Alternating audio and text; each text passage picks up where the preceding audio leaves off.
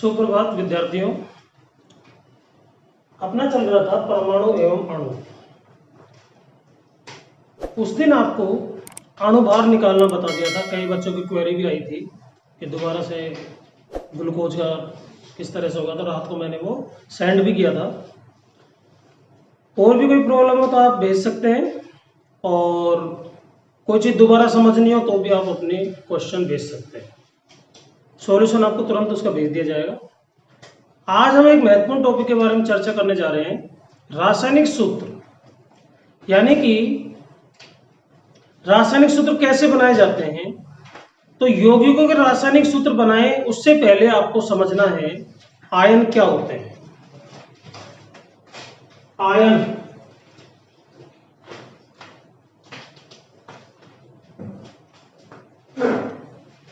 देखिए बच्चों, आपको पहले भी बताया था कि प्रत्येक तत्व अपने बाह्यतम कोश में इलेक्ट्रॉन की संख्या 8 करने का प्रयास करता है।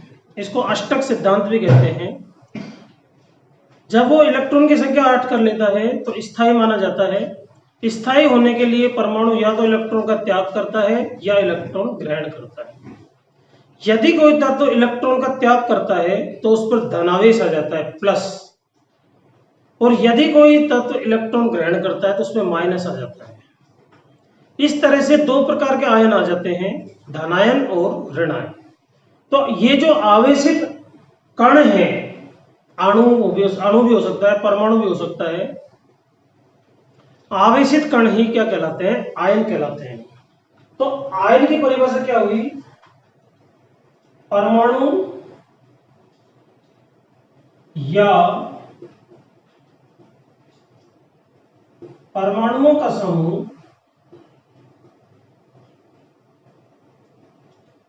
परमाणु या परमाणुओं का समूह जिस पर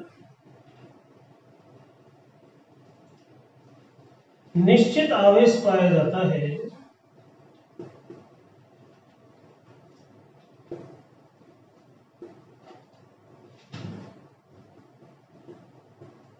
वो कहलाते हैं आयन।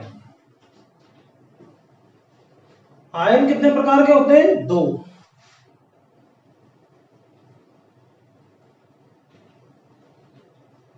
पहला धनायन और दूसरा ऋणायन।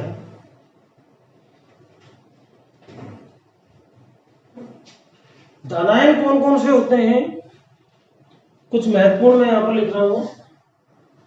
जैसे सोडियम प्लस एक संयोजकता होती है इसकी, पोटेशियम, कैल्शियम, मैग्नीशियम, ये ऊपर लिखी हुई है ना, +2 +1, ये इनकी संयोजकता कहलाती है। अभी अगला जो टॉपिक होगा वो अपना यही होगा, संयोजकता, इसके बारे में अपन चर्चा करेंगे। तो sodium, potassium, calcium, magnesium, aluminium, aluminium की संयोजकता प्लस में 3 होती है।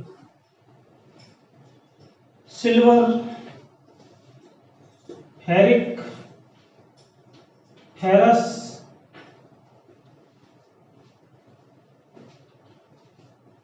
कॉपर,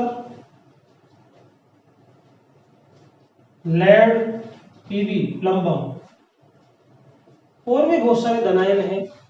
तो ये तो है धनायन, क्योंकि इन पर सब पर प्लस लगा हुआ है, अर्थात इनमें इलेक्ट्रॉन त्यागने की क्षमता पाई जाती है, इसलिए ये तो धनायन हो गए। दूसरा जो आयन होता है वो कहलाता है ऋणायन। अब ऋणायन कौन कौन से होते हैं, कुछ महत्वपूर्ण ऋणायन मैं यहां पर लिख रहा हूं। जैसे क्लोराइड, ब्रोमाइड, आयोडाइड, फ्लोराइड, ये हैलोजन परिवार के सदस्य हैं। इसके अलावा ऑक्सीजन यानी कि oxide, carbonate, sulphate SO4, phosphate PO4, ये सब कहलाते हैं ऋणायन। तो इस तरह से ये दो प्रकार के आयन होते हैं, धनायन और ऋणायन। दोबारा समझिए एक बार, आयन क्या होते हैं, परमाणु भी हो सकता है, परमाणुओं का समूह भी हो सकता है। जैसे यहां पर ये तो सिंगल परमाणु है, और ये परमाणुओं के समूह जैसे NH4, अब ये परमाणु का समूह हो गया, क्योंकि इसके अंदर 5 परमाणु सम्मिलित है, 4 हाइड्रोजन और 1 नाइट्रोजन। इसी तरह यहाँ पर देख रहे हैं आप, ये परमाणु के समूह है और ये सिंगल परमाणु है। तो परमाणु एक भी हो सकता है, परमाणु का समूह भी हो सकता है, परंतु उन पर आवेश जरूर पाया जाता है, चाहे धनावेश पाया जाए चाहे ऋणावेश पाया जाता है। तो ऐसे समूह को कहा जाता है आयन। ठीक है। अब संयोजकता क्या होती है?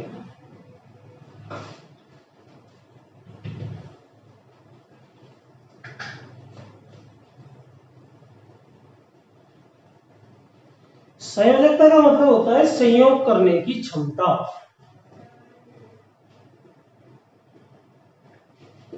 संयोजकता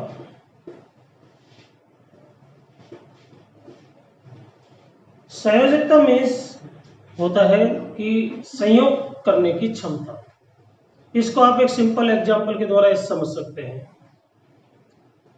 मान लीजिए जैसे समुद्र में ऑक्टोपस पाया जाता है। ऑक्टोपस की कितनी भुजाएं होती है? 8, तभी तो इसका नाम रखा गया है ऑक्टोपस। अब मान लीजिए वो 2 भुजाओं से एक शिकार पकड़ता है, जैसे सपोज दैट ये ऑक्टोपस है। थोड़ी देर के लिए कल्पना करना, ये ऑक्टोपस है, ठीक है। एक भुजा 2 भुजा, इनसे उसने पकड़ा कितना? एक शिकार, इसको शिकार मानो। तो कितने शिकार पकड़ सकता है ये? एक यहां पर, एक यहां पर, एक यहां पर, यानी कि 8 भुजाओं से उसने कितने शिकार पकड़ी है? 1 2 3 4। तो हम कहेंगे कि ऑक्टोपस जो है, ऑक्टोपस, उसकी संयोजन क्षमता कितनी हो गई? 4, क्योंकि 2 भुजाओं से उसने एक शिकार पकड़ा है, तो 8 भुजाओं से कितने शिकार पकड़ेगा? 4। बिल्कुल इसी तरह से तत्वों के अंदर पाया जाता है। हर तत्व की अलग अलग एक वैलेंसी पावर होती है, जो दूसरे तत्वों से जब संयोग करता है तो कितने से करेगा, यही उसकी संयोजन क्षमता कहलाती है। अर्थात संयोजकता की जो डेफिनेशन है वो क्या होगी? किसी भी तत्व की संयोग करने की क्षमता, उसको कहा जाता है संयोजकता। ठीक है।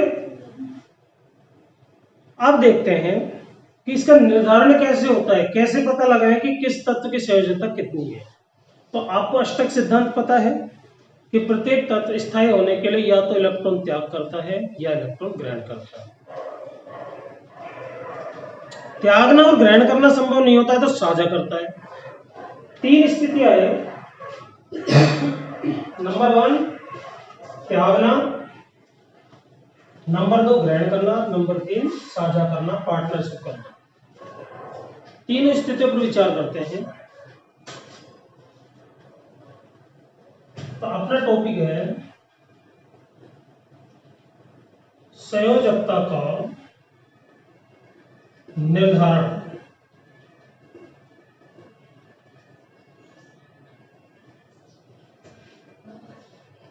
संयोजकता का निर्धारण इन तीनों तरीकों से किया जा सकता है। नंबर 1 त्याग, इलेक्ट्रॉन का त्याग करना। अब इसमें हम एग्जांपल लेते हैं, बहुत ही जाना पहचाना एग्जांपल जो काफी बार हम ले भी चुके हैं पहले, सोडियम का। सोडियम आवर्त सारणी में कितने नंबर पर आता है? 11 पर। तो देखें, सोडियम संकेत है, परमाणु क्रमांक उसका 11, इलेक्ट्रॉनिक विन्यास हो गया, पहले कोष में 2, दूसरे में 8, तीसरे में 1, यानी कि 2 8 1। अब यहां पर आप देख रहे हो कि तीसरे कोष में 1 इलेक्ट्रॉन है, इसको अष्टक पूरा करने के लिए 7 इलेक्ट्रॉन और चाहिए। 7 इलेक्ट्रॉन इसको कोई दे नहीं सकता। तो इसके लिए आसान काम यह है कि ये अपने एकमात्र जो बाह्यतम कोष का इलेक्ट्रॉन है उसको त्याग दे। त्याग देगा तो 1 हट जाएगा, इलेक्ट्रॉन विन्यास लग जाएगा इसका 2 8। 2 8 होते ही तीसरा कोष समाप्त। सबसे भारी कोष में कितने इलेक्ट्रॉन हो गए? 8। तो ये स्थायी हो जाएगा। तो यहाँ पर ये एक इलेक्ट्रॉन का त्याग कर देगा Na, जिसका इलेक्ट्रॉन विन्यास है 2 8 1। एक इलेक्ट्रॉन त्याग दिया, माइनस मतलब कम हो रहा है, घट रहा है।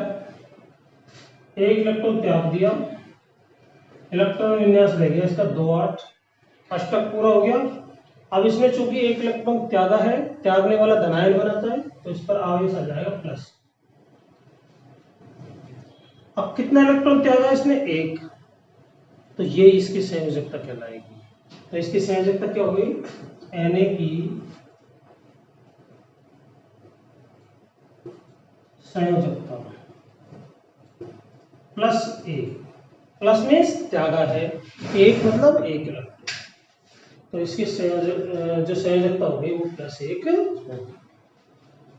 एक तो इस तरह से संयोजकता ज्ञात करते हैं। कुछ तत्व ग्रहण करते हैं इलेक्ट्रॉन, उसका हम देखते हैं एग्जांपल। जैसे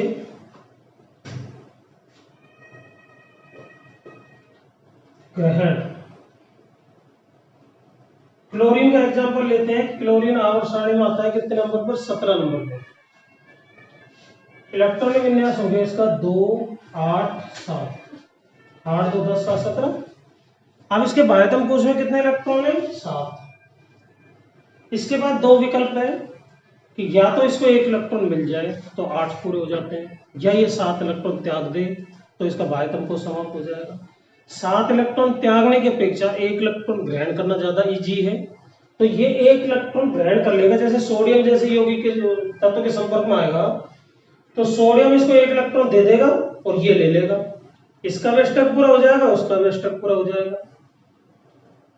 तो यहां पर ये एक इलेक्ट्रॉन ग्रहण करने की क्षमता रखता है। एक इलेक्ट्रॉन ग्रहण कर लिया, प्लस में जुड़ रहा है इसमें एक इलेक्ट्रॉन 2 8 7, और 7 में एक इलेक्ट्रॉन जुड़ गया, इलेक्ट्रॉन विन्यास हो गया 2 8 8। तो संयोजकता इसकी जो आयन आवेश आएगा वो आएगा -2 8 8, अष्टक पूरा हो गया इसका। तो यहां पर इसने एक इलेक्ट्रॉन क्या किया है? ग्रहण किया है, तो इसकी संयोजकता हो गई क्लोरीन की -1।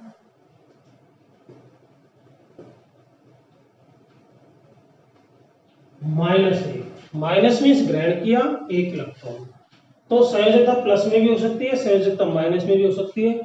इसीलिए हम कहते हैं कि आयन कितने प्रकार के होते हैं? 2, धनायन और ऋणायन। ठीक है। तीसरा,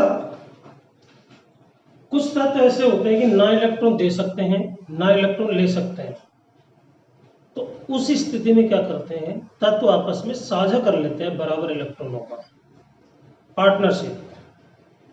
उसका भी हम एक एग्जांपल देखते हैं।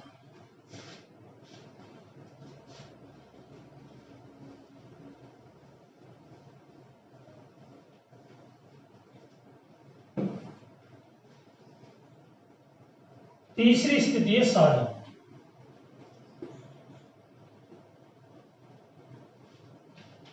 इसमें मोस्ट पॉपुलर तत्व कार्बन है। कार्बन के बारे में हम चर्चा करते हैं। कार्बन आवर्त सारणी में कितने नंबर पर आता है? 6। इलेक्ट्रॉन विन्यास लिखेंगे, 6 इलेक्ट्रॉन किस तरह से डिस्ट्रीब्यूट होंगे? पहले कोष में 2 इलेक्ट्रॉन, फॉर्मूला 2l² के अनुसार, ये बोर-बरी का जो फॉर्मूला है, इससे इलेक्ट्रॉन डिस्ट्रीब्यूट करते हैं हम।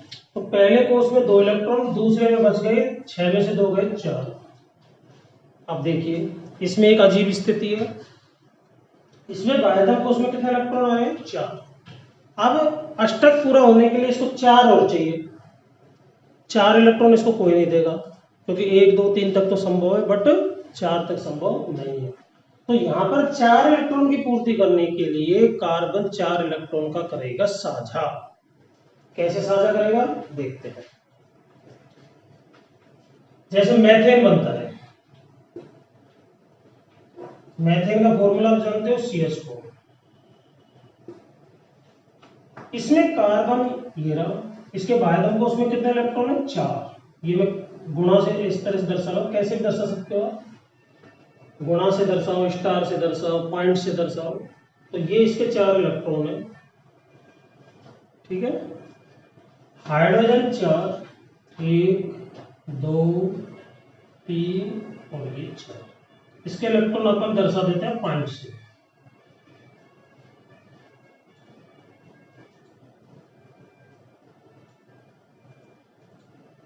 तो ये जो डॉट से दर्शाया ये हाइड्रोजन का इलेक्ट्रॉन है, क्रॉस से दर्शाया वो कार्बन का इलेक्ट्रॉन है। तो कार्बन ने 4 इलेक्ट्रॉनों का अलग अलग हाइड्रोजन से कर लिया साझा, इस तरह से।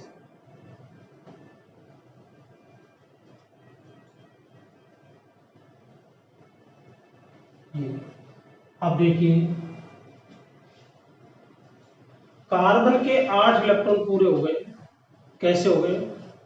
1 2 3 4 5 6 7 8। 4 इलेक्ट्रॉन तो इसके खुद के थे, 4 इलेक्ट्रॉन बच्चों साझे से प्राप्त हो गए। हाइड्रोजन का भी यहाँ पर काम हो गया। हाइड्रोजन को मात्र 1 इलेक्ट्रॉन की आवश्यकता थी, वो उसको मिल गया किससे? कार्बन से। तो यहाँ पर ये यौगिक बन जाता है CH4। तो यहाँ पर कार्बन ने 4 इलेक्ट्रॉन का क्या किया? साझा किया है। तो कार्बन की संयोजकता हो गई 4। क्या लिखेंगे? कार्बन ने 4 इलेक्ट्रॉन का साझा किया है, अतः कार्बन की संयोजकता